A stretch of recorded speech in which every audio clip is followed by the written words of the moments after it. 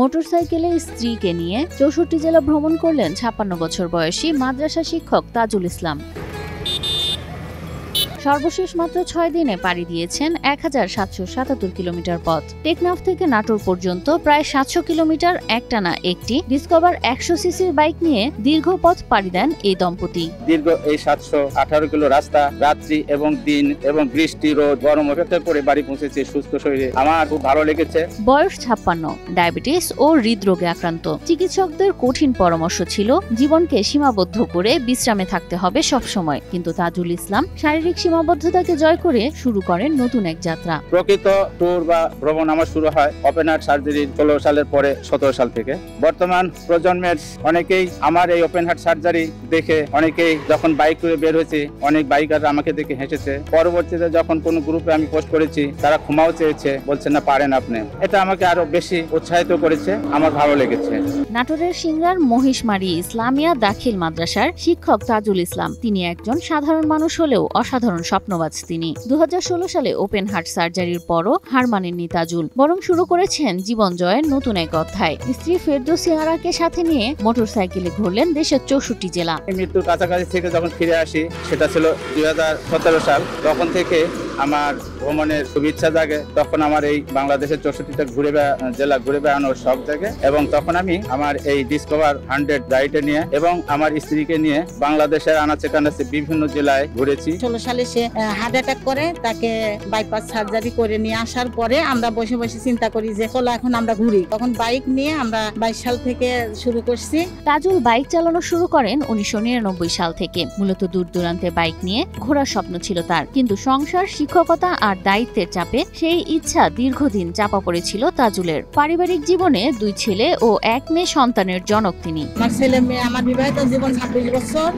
আমার স্বামীর সঙ্গে বেড়ানোর অনেক ইচ্ছা, কিন্তু সালপাল মানুষ করার জন্য আমি করতে পারিনি। ছেলে মেয়ে যখন পড়ালেখা শেখে তাদের জীবনে তারা যখন চলে যায় তখন আমি তার সঙ্গে বেড়ানোর জন্য ইচ্ছুক হই। এরপর ২০২২ সাল থেকে শুরু করে একে একে পাড়ি দিয়েছেন পটুয়াখালী থেকে পঞ্চগড়, বান্দরবান থেকে কুড়িগ্রাম সহ সব জেলা। সবশেষ গেল ১৪ জুলাই তারা শেষ করেছেন ৬৪তম জেলা। জেলা শহর বললে প্রথমে বিভাগীয় শহর সেটা হলো রাজশাহী। আমার সবচেয়ে ভালো লেগেছে। পাহাড় পর্বত এগুলো সবারই ভালো লাগে।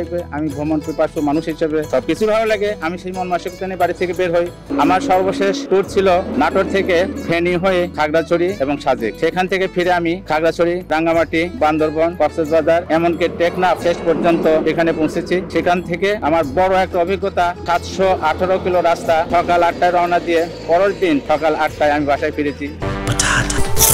বাছাই করা আলু আর স্পাইসি সিজনিং এ প্রাণ পোটাটা চিপস নাকি বিস্কিট খেয়ে বোঝে নাও। শীত, গরম, বৃষ্টি সবকিছুর মধ্যেই সবসময় পাশে ছিলেন তার জীবন সঙ্গী, একজন অবসরপ্রাপ্ত স্বাস্থ্যকর্মী ফেরদৌসী আরা। এছাড়াও তার এই দীর্ঘ পথ পাড়ি দিতে কখনো কোনো সমস্যার সম্মুখীন হননি বলে জানান তাজুল। আমরা ৬৪ জেলা শেষ করছি, ইনশাল্লাহ আমার কোনো সমস্যা হয়নি। এখন আমাদের দুইজনের একসঙ্গে হজ করার ইচ্ছা আছে। আমি দীর্ঘ পথ পাড়ি দিয়েছি, কোনো বাধার সম্মুখীন হয়নি। প্রশাসনের দিক থেকে আমাকে সাপোর্ট দিয়েছে। আমি রাস্তায় কোনো রকমের দুর্ঘটনা ঘটেনি আমার বাইক নিয়ে। আমি একটা বেসরকারি প্রতিষ্ঠানে স্বাস্থ্যকর্মী হিসাবে চাকরি করি।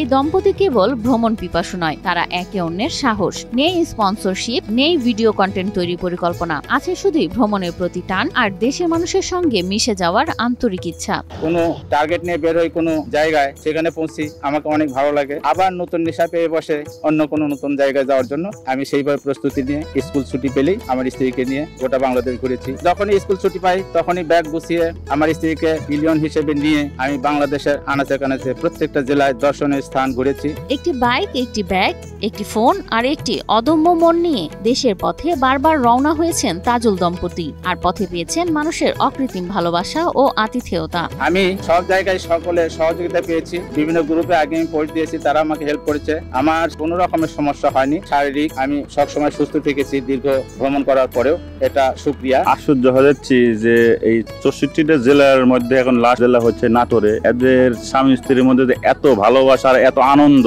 যে তার বুকের মধ্যে যে হার্ট সার্জারি করা, অতি পথে চলে যে এই আনন্দ ৬৪ জেলা যে একমাত্র ভালোবাসা উপরে করতেছে, এটাই তো লাখ লাখ আনন্দের ভালোবাসার বিষয়। এটা তো সবার দ্বারা সম্ভব না।